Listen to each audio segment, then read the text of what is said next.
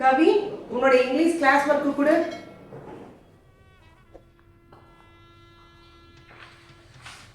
என்னடா எல்லாமே இன்கம்ப்ளீட்டா இருக்கு? ஏன் எழுதிட்டு வரல? பெல் அடிச்சிட்டாங்களா? ஏண்டா தினமும் இப்படி இன்கம்ப்ளீட்டா வந்தா எப்படிரா? அதுவும் கரெக்டாக எழுதியிருக்கிற எல்லாம் ஸ்பெல்லிங் மிஸ்டேக்கு. என்னடா இப்படி பண்ற? இப்போ நான் என்ன பண்ணணும்? உன் ஃப்ரெண்டோட அம்மா கிட்ட நோட்ஸை வாங்கணும், இல்லைன்னா வாட்ஸ்அப் குரூப்பை நான் செக் பண்ணணும். தினமும் இப்படியே பண்ணிட்டு இருந்தா தினமும் நீங்கள் எழுதிக்கிட்டே இருந்தால் எப்போ தான் படிப்பீங்க?